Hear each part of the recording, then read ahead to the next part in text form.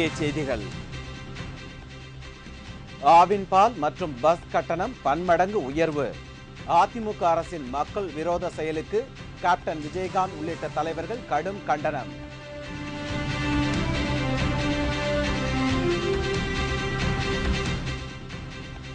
விலைவாசி உயர்வால் மத்திய அரசுக்கு எதிராக ஒத்திவைப்பு தீர்மானம்.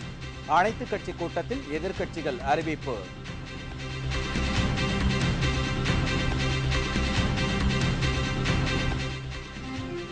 காற்றழுத்த தாழ்வு நிலை நீடிப்பதால் கடலோர மாவட்டங்களில் கனமழை நீடிக்கும். வானிலை ஆய்வு மையம் தகவல்.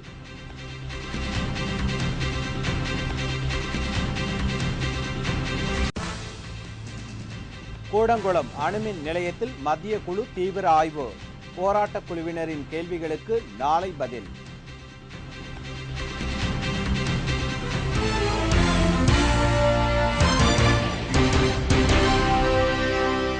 வணக்கம். விரிவான செய்திகள். தமிழகத்தில் பேருந்து மற்றும் பால் கட்டணத்தை தமிழக அரசு பல மடங்கு உயர்த்தியுள்ளதால் பொதுமக்கள் கடும் அதிர்ச்சி அடைந்துள்ளனர். சென்னை தலைமைச் செயலகத்தில் இன்று அமைச்சரவை கூட்டம் நடைபெற்றது. இந்த கூட்டத்திற்கு பின்னர் பேருந்து மற்றும் ஆவின் பால் கட்டணத்தை உயர்த்தி தமிழக அரசு உத்தரவு பிறப்பித்துள்ளது. இந்த உத்தரவின்படி பேருந்து கட்டணம் 75% அதிகரித்துள்ளது. சென்னையில் குறைந்தபட்ச கட்டணம் 2 ரூபாயிலிருந்து 3 ரூபாயாகவும் அதிகபட்ச கட்டணம் 12 ரூபாயிலிருந்து 14 ரூபாயாக உயர்ந்துள்ளது. பிற மாவட்டங்களில் குறைந்தபட்ச கட்டணம் 7 ரூபாயிலிருந்து 14 ரூபாயாக உயர்ந்துள்ளது. நகர பேருந்துகளில் 1 கிலோமீட்டருக்கு இதுவரை 28 பைசா வசூலிக்கப்பட்டு வந்தது. இந்த புதிய கட்டணத்தின்படி நகர பேருந்துகளில் 42 பைசாவாகவும் புறநகர் பேருந்துகளில் 32 பைசாவிலிருந்து 56 பைசாவாகவும், சூப்பர் டீலக்ஸ் பேருந்துகளில் கிலோமீட்டருக்கு 60 பைசாவும், அல்ட்ரா டீலக்ஸ் பேருந்துகளில் 52 பைசாவிலிருந்து 70 பைசாவாகவும் கட்டணம் நிர்ணயிக்கப்பட்டுள்ளது. இப்போ ரீசெண்டாக பார்த்தீங்கன்னா இப்போ பால் விலை எல்லாமே ஏற்றிட்டாங்க. அது போக பார்த்தீங்கன்னா இன்றைக்கி நிலவரத்தில் பார்த்தீங்கன்னா 28 காசு இருந்த லோக்கல் பஸ் ஃபேர் இப்போ 1 கிலோமீட்டருக்கு 56 காசு ஏற்றிருக்காங்க. இதனால பொதுமக்களுக்கு அதிகமான பாதிப்பு ஏற்படுது. இதேபோல் ஆவின் பால் கட்டணத்தை லிட்டர் ஒன்றிற்கு 6 ரூபாய் 25 பைசா உயர்த்தி தமிழக அரசு உத்தரவு பிறப்பித்துள்ளது. இதன்படி 1 லிட்டர் ஆவின் பால் 24 ரூபாய்க்கு விற்கப்படும். பால் விலை ஏறதுனால இப்போ 30-40 ரூபா வரையும் வந்திருக்கு. 40 ரூபாய்க்கு வந்துச்சுனாவே மக்கள் யாரும் டீ சாப்பிட்ற மாதிரி இருக்குல்ல. முதலாம் 10 டீ சாப்பிடுவாங்க ஒரு நாளைக்கு. ஒரு ஆள் 10 டீ சாப்பிடுவாங்க. ஒரு ஆள் 2 டீ 1 டீ சாப்பிட்றது ரொம்ப கஷ்டமாக இருக்குது. அதனால் இனிமேல் டீ கடை நடத்துறது ரொம்ப கஷ்டமாக இருக்குது. இந்த விலை உயர்வுக்கு மத்திய அரசே காரணம் என்று முதலமைச்சர் ஜெயலலிதா குற்றம் சாட்டியுள்ளார். மத்திய தொகுப்பில் இருந்து தமிழகத்திற்கு கூடுதல் நிதி ஒதுக்கவில்லை என்று குற்றம் சாட்டியுள்ள ஜெயலலிதா தமிழகத்தை மத்திய அரசு புறக்கணிப்பதாகவும் கூறியுள்ளார். இந்த திடீர் விலை உயர்வு பொதுமக்களிடையே கடும் அதிர்ச்சியை ஏற்படுத்தி உள்ளது. பேருந்து கட்டணம் மற்றும் பால் விலை உயர்வு அதிமுக அரசின் மக்கள் விரோத போக்கையே காட்டுகிறது என்று தேமுதிக நிறுவன தலைவர் கேப்டன் விஜயகாந்த் தெரிவித்துள்ளார். தமிழக அரசு திடீரென்று பேருந்து கட்டணத்தையும் பால் விலையையும் உயர்த்தி உத்தரவிட்டுள்ளது.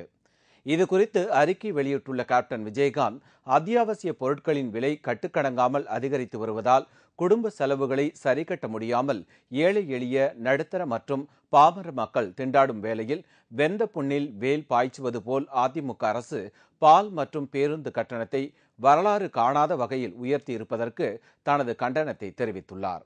மேலும் பச்சிளம் குழந்தைகளின் பசி போக்கும் பசும்பாலை தாய்மார்கள் நம்பியிருக்க அதிமுக அரசுக்கு தலைமை தாங்கும் முதலமைச்சர் பெண்ணாக இருந்தும் தாய்மார்களின் கண்ணீரை துடைப்பதற்கு பதிலாக பால் விலையை 24 ரூபாயாக உயர்த்தி இருப்பது வேதனை அளிப்பதாக கேப்டன் விஜயகாந்த் கூறியிருக்கிறார். மேலும் தமிழக அரசு பட்ஜெட்டில் அறிவித்துள்ள 2வது வெண்மை புரட்சி இதுதானா என்றும் கேப்டன் கேள்வி எழுப்பியுள்ளார். பால் உற்பத்தியாளர்களுக்கு கூடுதல் விலை தருவதை தேமுதிக ஆட்சேபிக்கவில்லை என்று தெரிவித்துள்ள கேப்டன், உற்பத்தியாளர்களுக்கு 2 ரூபாய் கொடுத்துவிட்டு மக்களிடம் 6 ரூபாய் 25 பைசா வசூலிப்பது நியாயமா என்று கேள்வி எழுப்பியுள்ளார்.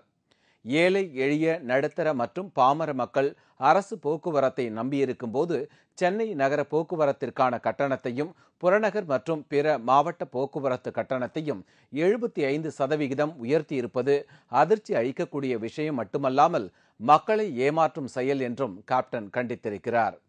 மின்வெட்டால் தொழிற்சாலைகள் முடங்கி கிடக்கும் நிலையில் மின் கட்டணத்தை உயர்த்த அரசு பரிந்துரைப்பது கண்டிக்கத்தக்கது என்று தெரிவித்துள்ள கேப்டன், சட்டமன்றத்தில் பட்ஜெட் தாக்கல் செய்தபோது வரியில்லாத விலைவாசி உயர்வே இல்லாத பட்ஜெட் என்று பெருமை தேடிக்கொண்ட அதிமுக அரசு மக்களை வாட்டி வதைக்கும் கட்டண உயர்வை அறிவித்திருப்பது நியாயமா என்று கேப்டன் விஜயகாந்த் கேள்வி எழுப்பியுள்ளார். மக்கள் ஆட்சி மாற்றம் கொண்டு வந்ததே தங்களின் துயர் துடைப்பார்கள் என்ற நம்பிக்கையில்தான். ஆனால் உள்ளாட்சி தேர்தல் முடிந்த கையோடு மக்கள் விருப்பத்திற்கு மாறாக இந்த அரசு செயல்படுகிறது. இது மக்கள் விரோத போக்கையே காட்டுகிறது என்று தெரிவித்துள்ள கேப்டன், உயர்த்தப்பட்ட பால் விலை மற்றும் பேருந்து கட்டணத்தை உடனடியாக திரும்பப் பெற வேண்டும் என்று வலியுறுத்தியுள்ளார். இதனிடையே திமுக தலைவர் கருணாநிதி இந்த விலை உயர்வை தமிழக அரசு உடனடியாக வாபஸ் பெற வேண்டும் என்றும், தவறும் பட்சத்தில் மாநிலம் தழுவிய போராட்டம் நடைபெறும் என்றும் தெரிவித்துள்ளார். இந்த விலையேற்றத்தை உண்மையாக கண்டிக்கிறது. எவ்வளவு ஏற்றிருக்கிறார்கள், எந்த காரணத்துக்காக ஏற்றிருக்கிறார்கள் என்பதை எல்லாம் தெளிவாக தெரிந்து கொண்டு திமுக தனது முடிவை அறிவிக்கும். இதேபோல் இந்த கட்டண உயர்வுக்கு மார்க்சிஸ்ட் கம்யூனிஸ்ட் கட்சியின் மாநில செயலாளர் ஜி ராமகிருஷ்ணன் கடும் கண்டனம் தெரிவித்துள்ளார். மாநில அரசாங்கம் பேருந்து கட்டணத்தை உயர்த்தியிருப்பதும், ஆவின்பால் கட்டணத்தை உயர்த்தியிருப்பதும், மின் கட்டணத்தை உயர்த்துவதற்கு அந்த ஆணையத்துக்கு பரிந்துரை செய்திருப்பதும் தமிழ்நாட்டு மக்களை கடுமையாக பாதிக்கும். வெந்த புண்ணில் வேலை பாய்ச்சுவது போல மாநில அரசாங்கம் விலைகளை உயர்த்தியிருக்கிறாங்க. உயர்த்தப்பட்ட விலையை உடனடியாக திரும்ப பெறுமாறு மார்க்சிஸ்ட் கட்சியின் மாநில செயற்குழு சார்பாக மாநில அரசாங்கத்தை நான் வற்புறுத்துறேன். விலைவாசியை கட்டுப்படுத்த தவறிய மத்திய அரசுக்கு எதிராக ஒத்திவைப்பு தீர்மானம் கொண்டுவர எதிர்க்கட்சிகள் முடிவு செய்துள்ளன.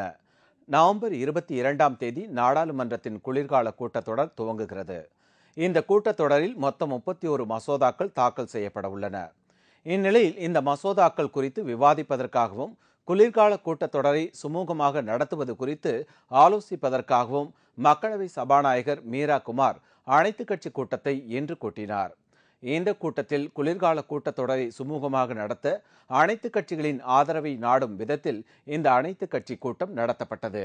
கூட்டத்தில் சுஷ்மா சுவராஜ், குருதாஸ் தாஸ் குப்தா, லாலு பிரசாத் யாதவ், பிரணாப் முகர்ஜி உள்ளிட்ட தலைவர்கள் கலந்து கொண்டனர்.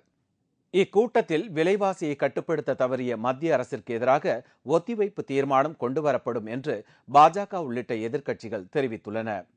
ஏற்கனவே விலைவாசி உயர்வு தனி தெலுங்கானா கோரிக்கை தொடர்பாக விவாதிப்பது குறித்து மக்களவைத் தலைவர் மீரா குமாருக்கு எதிர்க்கட்சித் தலைவர் சுஷ்மா சுவராஜ் நோட்டீஸ் அனுப்பியிருப்பது குறிப்பிடத்தக்கது. கிழக்கு வங்கக்கடலில் புதிதாக உருவாகியுள்ள காற்றழுத்த தாழ்வு நிலை சற்று மேற்கு நோக்கி நகர்ந்து குமரி அருகே நிலை கொண்டுள்ளதால் அடுத்த 24 மணி நேரத்திற்கு கடலோர மாவட்டங்களில் கனமழை பெய்ய வாய்ப்புள்ளது என்று சென்னை வானிலை ஆய்வு மையம் தெரிவித்துள்ளது. தமிழகத்தில் மீண்டும் வடகிழக்கு பருவமழை தீவிரமடைந்துள்ளது. கடந்த சில தினங்களுக்கு முன்பாக தமிழகத்தையே புரட்டி போட்ட கனமழை சற்று ஓய்ந்திருந்தது. இந்நிலையில் இலங்கை, தமிழகம் மற்றும் ஆந்திராவை ஒட்டியுள்ள வங்கக்கடல் பகுதியில் புதிய காற்றழுத்த தாழ்வு மண்டலம் உருவாகியுள்ளதால் கடந்த 24 மணி நேரத்தில் தமிழகத்தின் கடலோர மாவட்டங்களில் நல்ல மழை பெய்தது. குமரி அருகே நிலை கொண்டுள்ள காற்றழுத்த தாழ்வு நிலையால் அடுத்த 24 மணி நேரத்திற்கு கடலோர மாவட்டங்களில் கனமழையும் தமிழகத்தின் மற்ற இடங்களில் பரவலான மழை பெய்யும் என்று சென்னை வானிலை ஆய்வு மையம் தெரிவித்துள்ளது. நேற்று இலங்கை முதல் தெற்கு ஆந்திரா வரை நிலை கொண்டிருந்த அந்த காற்றழுத்த தாழ்வு நிலையானது மேற்கு நோக்கி நகர்ந்து இன்று காலை 8:30 மணி அளவில் குமரிக்கடல் முதல் வட தமிழகத்தை ஒட்டியுள்ள தென்மேற்கு வங்கக்கடல் வரை மன்னார் வளைகுடா மற்றும் பாக்க நீரிணை ஊடாக நிலை கொண்டுள்ளது. இந்த காற்றழுத்த தாழ்வு நிலையின் காரணமாக வட கடலோர மாவட்டங்களின் அநேக இடங்களிலும் எஞ்சிய தமிழகத்தில் இரு இடங்களிலும் மழை பெய்துள்ளது. மிக அதிகமான மழை 6 சென்டிமீட்டர் திருவாரூர் மற்றும் தரங்கம்பாடியில் பதிவாகியுள்ளது. வாரம் 24 மணி நேரத்தை பொறுத்தவரை கடலோர மாவட்டங்களில் அநேக இடங்களிலும், உள் மாவட்டங்களில் ஒரு சில இடங்களிலும் மழை எதிர்பார்க்கலாம். வட கடலோர மாவட்டங்கள் மற்றும் தென் தமிழகத்தில் ஒரு இடங்களில் கனமழை இருக்கக்கூடும். சென்னை நகரை பொறுத்தவரை வானம் மேகமூட்டத்துடன் இருக்கும். ஒரு முறை மழை வருவதற்கான ஒரு வாய்ப்பு உண்டு. இதற்கிடையே நாகை மாவட்டத்தில் பெய்த கனமழையால் பூம்புகார், பொறையார், ஆக்கூர், குத்தாலம், செம்பனார் கோவில் உள்ளிட்ட பல இடங்களில் முற்றிலும் மின்தடை ஏற்பட்டுள்ளது. கனமழை காரணமாக செம்பனார் கோவில், பொறையார் உள்ளிட்ட பல பகுதிகளில் உள்ள பள்ளிகளுக்கு விடுமுறை அளிக்கப்பட்டுள்ளது. திருச்சி மாநகரில் மழை விட்டுவிட்டு பெய்து வருவதால் தாழ்வான பகுதிகளில் மழைநீர் தேங்கியுள்ளது. இந்த மழையினால் மாவட்டத்தில் சம்பா சாகுபடி செய்துள்ள விவசாயிகள் மகிழ்ச்சி அடைந்துள்ளனர். கூடங்குளம் அணுமின் நிலையத்தை மத்திய குழு இன்று 3வது நாளாக ஆய்வு செய்து வருகிறது. கூடங்குளம் அணுமின் நிலையத்தை நிரந்தரமாக மூட வலியுறுத்தி அப்பகுதி பொதுமக்கள் கடந்த சில மாதங்களாக தொடர் உண்ணாவிரத போராட்டம் நடத்தி வருகின்றனர். பல்வேறு கட்ட பேச்சுவார்த்தைகள் நடத்தியுள்ள நிலையிலும் இப்பிரச்சனையை எவ்வாறு தீர்ப்பது என்பது புலப்படாமல் மத்திய அரசு திண்டாடி வருகிறது. கூடங்குளம் அணுமின் நிலையத்தால் மீன்வளம் நசிந்து மீனவர்களின் வாழ்வாதாரம் பாதிக்கப்படும் என்றும் இந்த அணு உலை திட்டத்தை கைவிடுவதே நாட்டிற்கு நல்லது என்று விஞ்ஞானிகள் ஒரு சாரார் கூறியுள்ளனர். கூடங்குளம் அணுமின் நிலையம் உச்சக்கட்ட பாதுகாப்புடன் அமைக்கப்பட்டுள்ளதாக முன்னாள் அணுசக்தித்துறை தலைவர் சீனிவாசன் கூறியுள்ளார். இதனிடையே கூடங்குளம் அணுமின் நிலையத்தை மத்திய குழு இன்று 3வது நாளாக ஆய்வு செய்து வருகிறது. முத்துநாயகம் தலைமையிலான 15 பேர் கொண்ட நிபுணர் குழு இந்த ஆய்வை மேற்கொண்டு வருகிறது.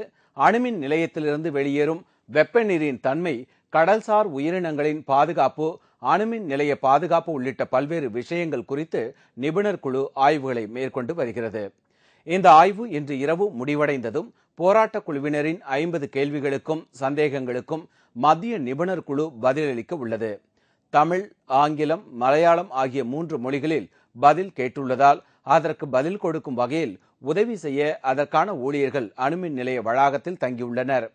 நாளை மத்திய குழுவினர் நெல்லை மாவட்ட ஆட்சியர் அலுவலகத்தில் தமிழக அரசின் குழுவை சந்தித்து பேச இருக்கிறார்கள். பாமகவில் இருந்து நீக்கப்பட்ட முன்னாள் எம்எல்ஏ வேல்முருகன் புதிய கட்சி தொடங்கப் போவதாக அறிவித்துள்ளார். இதனால் பாமகவில் பெரும் பிளவு ஏற்படுகிறது. பாமக முன்னாள் எம்எல்ஏ வேல்முருகன் அந்த கட்சியின் இணை பொதுச் செயலாளராகவும் செயல்பட்டு வந்தார்.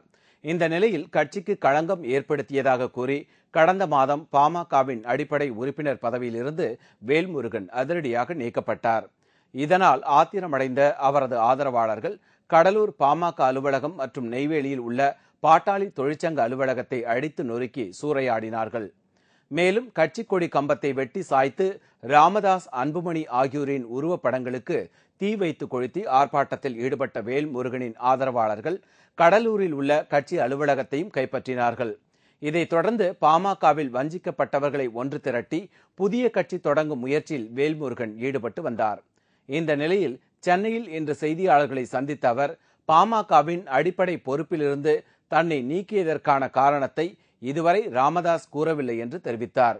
தன் உயிர் மூச்சு இருக்கும் வரை மீண்டும் பாமகவிற்கு செல்ல மாட்டேன் என்று கூறிய அவர் விரைவில் தனிக்கட்சி தொடங்கப் போவதாகவும் தை மாதம் பிறந்தவுடன் கட்சியின் பெயர் அறிவிக்கப்படும் என்றும் குறிப்பிட்டார். நிச்சயமாக பாட்டாளி மக்கள் கட்சி என்ற ஒரு கட்சியில் வேல்முருகன் இனி ஒரு காலத்திலும் ஒருபோதும் இணைய மாட்டான். இதுபோன்று வருகின்றவர்களை வைத்துக் கொண்டு நிச்சயமாக அனைவருடைய கருத்துக்களையும் கேட்டு ஒட்டுமொத்த மனித சமூகத்திற்கு பயன்படுகின்ற அளவிலும் சுற்றுச்சூழல் இன்னும் இருக்கிற ஏனைய சமூகம் சார்ந்த பிரச்சனைகளுக்கு பயன்படுகின்ற வகையிலும் மதம், மொழி, இனங்களை கடந்து ஒரு உண்மையான ஒரு மாற்று ஒரு அரசியல் கட்சியாக 10ஓடு 11 இல்லாத ஒரு அரசியல் கட்சியாக வேல்முருகன் இந்த கட்சியை கடைசி வரையில் உயிர் மூச்சு உள்ள வரையில் நடத்துவான் என்பதை பத்திரிகை நண்பர்களுக்கு உறுதியாக சொல்லுகிறேன். பாமகவில் உள்ள 80% தொண்டர்கள் தனக்கு ஆதரவு அளித்து வருவதாகவும் வேல்முருகன் கூறினார். வேல்முருகனின் புதிய கட்சி அறிவிப்பு பாமக தலைமைக்கு மேலும் நெருக்கடியை ஏற்படுத்தி உள்ளது.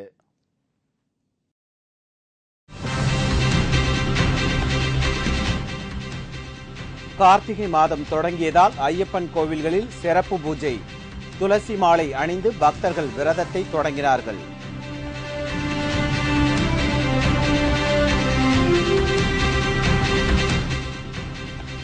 பட்டா பெயர் மாற்றம் செய்ய 5000 ரூபாய் லஞ்சம் வாங்கிய சர்வேயர் கைது, லஞ்ச ஒழிப்பு போலீசார் நடவடிக்கை மற்றும் பல செய்திகள் விளம்பர இடைவேளைக்கு பிறகு.